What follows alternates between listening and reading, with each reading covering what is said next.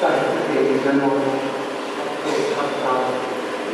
और विशेष करके मैं हासिल करना चाहता हूँ इन दिनों के संचालक शैलेश भारतवासी की उपस्थिति आप सभी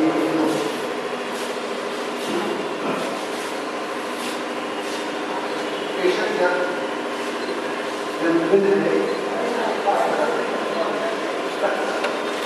और क्योंकि पुस्तक का भी अपना जीवन होता है, जीवन होता है, यदि आगे बढ़ जाता है तो लेखक का जो नशा का है जिसे अक्षर कहा जाता है और किताब यही समाधि रहता है। तो इस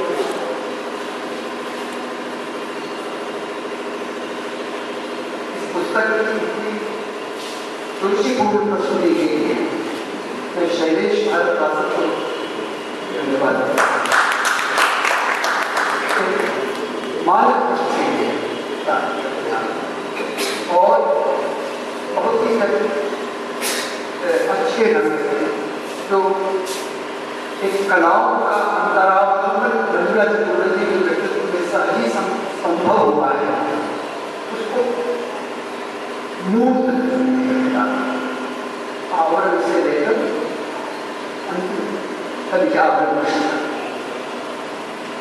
बीच के भी जो रेखांकन है, कविताओं का जो विभाजन है, हर विषय से चर्चा एक बहुत ही रुचिपूर्ण और आज का लेने के दूसरा जो आयाम है यहाँ पर सभागार में लगे हुए कविता पोस्टरों के प्रति है और संभावना कला के कलाकारों जिन्होंने इन कविता पोस्टरों को संभव किया है। इस सब कविता प्रेमियों और कविता कर्मियों की आर्थिक कृतज्ञता तो जिसको कुछ और गंभीर जैसा कि होता ही है इस तरह की कोशिशों में और कुछ बहुत गंभीर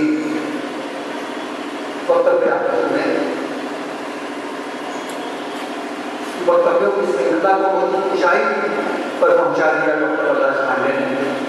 बेशक वक्तव्य किया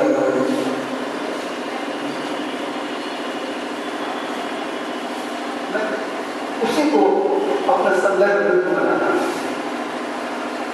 क्योंकि उन्होंने एक बहुत ही गहरी बात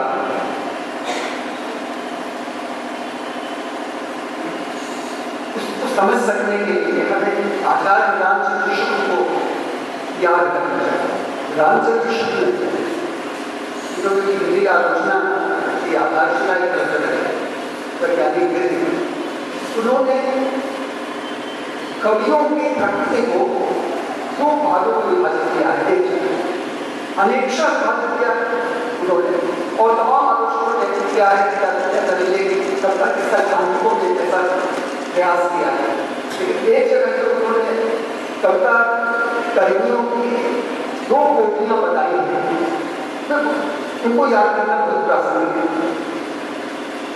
वे कहते हैं कि एक कोटि ऐसे कवियों की है जो आनंद की साधना अवस्था की कवि है। आनंद की साधना अवस्था से उनका आशय ऐसे कवियों की है जो जीवन संघर्ष के कवि जैसे कि तुलसीदास सबसे आदर्श मानते हैं आनंद की साधना अवस्था के कवि और दूसरी कोटि के कवियों को कहते हैं कि आनंद की सिद्धावस्था में आने वाले कवि वैसे कवि जो कि रागात्मक ऐश्वर्य उनके यहाँ जीवन संघर्ष बहुत ही उत्कट और प्रकट और विकट रूप में नहीं दिखाई देता। ऐसे कवियों के प्रसिद्धि के रूप में सूरदास को रचित है। सूरदास के संवेदनशीलता उभरता है। जीवन संघर्ष बहुत कम, जीवन का भाग बहुत गहरा और बहुत व्यापक है। तो मंजुला चतुर्वेदी कवि के रूप में आनंद की सिद्धावस्था, आनंद की साधनावस्था की तरफ ले नहीं। क्या बात, बहुत अच्छा जी। तो आनंद की सिद्धावस्था के कवि के रूप में जैसा मैंने कहा कि हम एक शीर्ष कवि के रूप में अगर तुलसी सूरदास को अगर देखते हैं तो धारा आगे बढ़ाने वाले कवियों के क्रम में हम लक्षित कर सकते हैं कि प्रसाद, अगर प्रसाद को गद्यकार के रूप में जानते हैं या एक करके किताब के अनुशक जानते हैं, याद कि काव्य और कला तथा अन्य सामग्रियों के लेखों की दर्शाते लेखों उसके एक लेख में जैसे जिस धारा में वे आते हैं उसको भी रेखांकित करते हैं। वे कहते हैं तुलसीदास सूरदास को आमने सामने रखते हैं और वे कहते हैं सूरदास का पक्ष रखा जाता है। वे कहते हैं कि तुलसीदास का कार्य क्षेत्र बहुत बड़ा है, लेकिन वात्सल्य के मुकाबले तुलसीदास सूरदास इसकी वजह क्या है? कृष्ण कहते हैं साथ और उसका उत्तर देते हैं। वे कहते हैं इसकी वजह यह है कि तुलसीदास विकल्प नहीं जीते, लेकिन सूरदास निरंतर, सूरदास अपनी हृदय की सारी आंतरिकता के साथ, सारी उमरन के साथ कृष्ण को चुनते हैं। वो बाल कृष्ण को या फिर आगे की रास्ता चलते हैं, वहां कोई विकल्प नहीं, यह निर्विकल्पता है चयन नाम सूरदास को प्रसार के लिए काम नहीं करते, जैसे अनुकरणीय करते और स्वयं प्रसाद इसी तरह से रागात्मक ऐश्वर्य की कवि। इसके बावजूद कामायनी जैसे महाकाव्यात्मक रचना संभव नहीं है, लेकिन आप देख सकते हैं कि कामायनी जैसी महाकाव्यात्मक रचना भी मूलतः संरचना में प्रलेखन का समुच्चय है। उसमें प्रबंधात्मकता है जरूर, लेकिन वह प्रबंध नहीं बन पाया, नहीं बनना भी चाहा और बनना भी। क्या कह सकते हैं क्योंकि जो कवि प्रवृत्ति है या कवि प्रवृत्ति है उसके कारण होता है। तो वो भी मेरे से मंजुला जी को कुछ रखने के बाद रखने के बाद देखने कुछ मैं नहीं करता, मैं देखता और इसके बावजूद दूसरे से उनका रागात्मक लगाव बनता है। तो आधुनिक काल है, विशेषकर तो आधुनिक काल का पिछला दौर का है आधुनिकता के उदय का।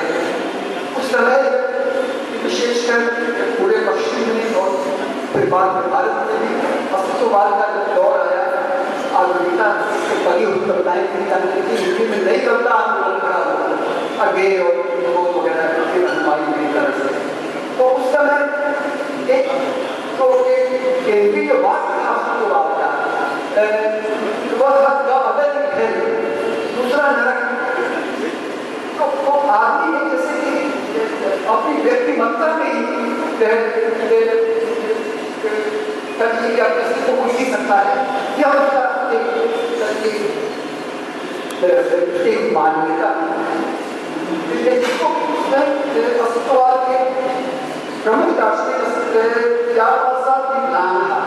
और अपने उत्तरवर्ती दौर जनता से व्यापक जनता से अपना गहरा संबंध होता है और अपनी प्रतिबद्धता को कभी उसको छोड़ दिया कि छुट दिया अस्तित्ववाद के पुराने दौर क्या इस तरह से अस्तित्ववाद की हम आज इस दौर में वहां हम देखते हैं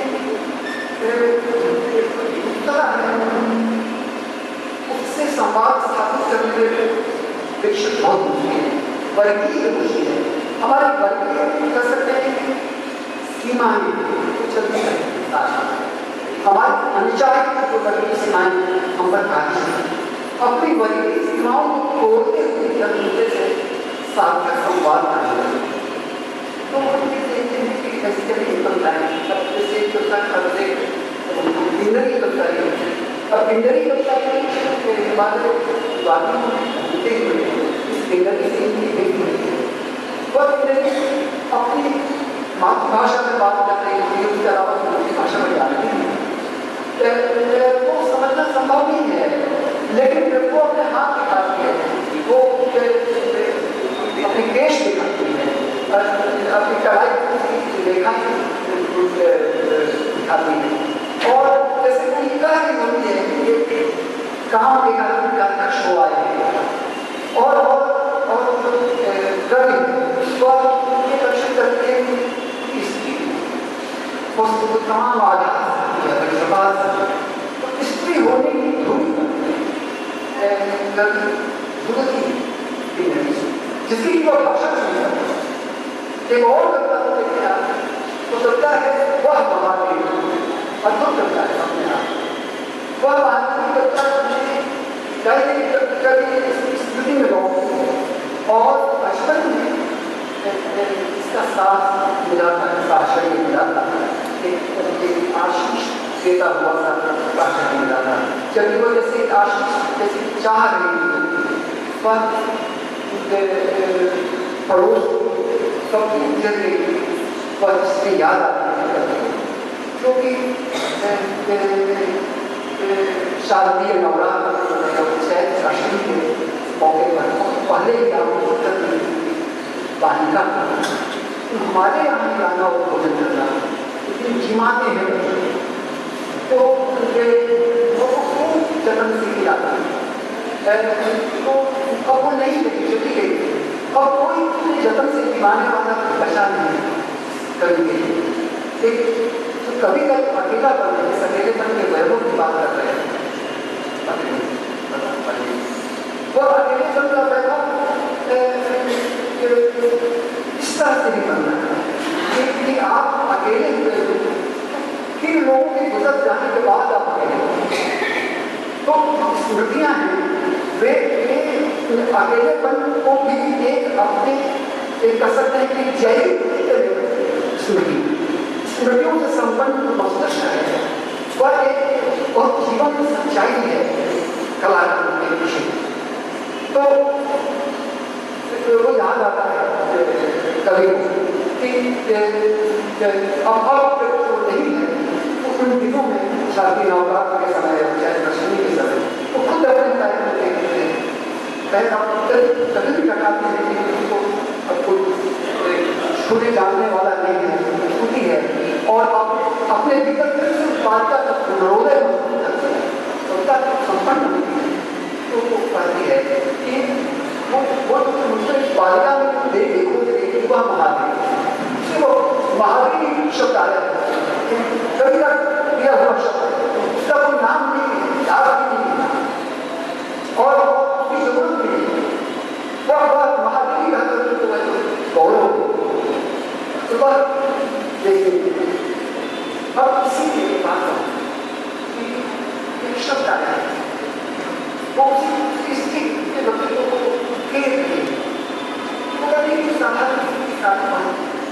और प्रायः अब देखिए हिंदी का संसार है या शिष्ट हिंदी का संसार है उसमें तरी शब्द का अर्थ केवल नौका ही होगा तरंग करने वाली नौका है लेकिन सभी लोक भाषा में इसे कहते हैं इसे क्या खेती बोलते हैं थोड़ा पहले वाले दौर में इसे साया डाली मुझे याद है डाली तरी की खासियत कि तरी अंदर वस्त्र के रूप में कमर के नीचे बांधी जाती है लेकिन वह बीच सीधी हुई नहीं होती जैसा कि को या साया वो तरी शब्द मिले जब लोग से सच्चे जुड़ाव इस तरह के शब्द नहीं मैंने कुछ लोग इनकी वह किताब में पढ़ी है आपकी लोक कथा के अभिप्राय और इसलिए पढ़ी प्रथम किताब इसलिए पढ़ी कि मैं सचमुच जानना चाहता भारतीय लोक कला के अभिप्राय को समझना चाहिए। इसलिए पूरे जगन से जानता हूँ कि भारतीय लोक जीवन से ज्यादा संबंध है मंजुला जी के सर्जन शिक्षा। इसकी जो मिट्टी है सर्जन चाहिए जो भूमि, इसलिए आप देखेंगे यहाँ रहती हुई बनारस में कितने वर्षों में कार्य जीवन में लगभग इन्होंने निकाल दिया। शिव कहीं नहीं आते पूरी किताब, पूरी किताब में राम कहीं नहीं आती। ये विजयदशमी का क्षेत्र, विजयादशमी का क्षेत्र नहीं है, विजयादशमी से कहा जहाँ तक दुर्गा की पूजा तो बिहार का क्षेत्र है, बंगाल का क्षेत्र है, और विजयादशमी का क्षेत्र है। और विजयादशमी का क्षेत्र वह है जहाँ राम की पूजा, जहाँ विजयदशमी मनाई जाती है, यानी राम का जहाँ वध करते हैं राम, उसका एक उत्सव मनाया जाता है विजयदशमी का। तो ये अवस्था है एक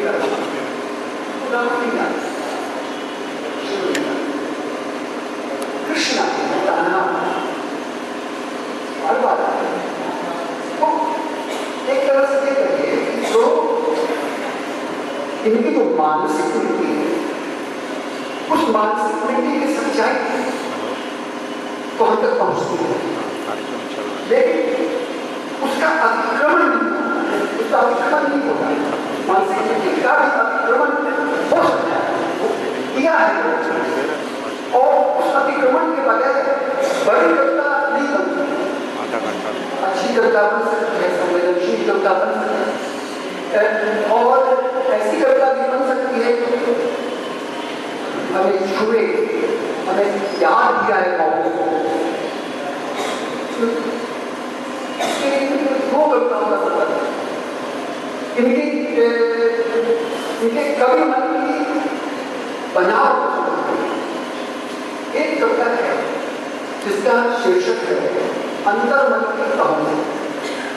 अब ये कविता इसका शीर्षक कि मेरे अंतर्मन की कहो के हलचल, मेरे विरन भर और उससे रूपाकार, और वो एक से करिए कि जो संलग्न की जो प्रक्रिया है उसको उकेरने की कोशिश करती है। अब आप यह देखिए अंतर्मन की कहो के हलचल, अब यहाँ पर केवल अधूरा सच है, पूरा सच है। पूरा सच यह है जिसे रूपिबोध ने दो मुहावरों को कहते हैं। एक मुहावरा है जो पहला मुहावरा है, पहला पद है, वह है बाह्य का आभ्यंतरीकरण। दूसरा है जो उसके बाद आता है वह है आभ्यंतर का बाह्यीकरण, यानी बाह्य दुनिया है उसके से हम संकेतन देते हैं। अपनी इंद्रियों से हम जो संबंध स्थापित करते हैं बाह्य दुनिया से, उसका हम आभ्यंतरीकरण करते हैं बाह्य दुनिया। हमारा जो आभ्यंतर है, हमारा भीतरी जो मानस क्षेत्र है, उसकी व्यापकता इतनी इस पर भी निर्भर करता है कि बाहरी दुनिया से आपका लक्ष्य कितना क्या है। तो बाह्य का आभ्यंतरीकरण पहले होता है, तभी अगर बाह्य का आभ्यंतरीकरण होता है तभी उसका फिर बाह्यीकरण होता है, आभ्यंतर का सच्चीकरण होता है, उसका व्यापीकरण। लेकिन जब पहला हिस्सा बाह्य के आभ्यंतरीकरण के हिस्से के प्रति वह कविता वहां पर रूप है। एक और कविता है जो जब सब्जेक्ट मन को अपने परिभाषा है, तो दूसरी कविता है जिसका शीर्षक है वास्तव मन से वो कविता का संदर्भ प्रदान करने के लिए दिया।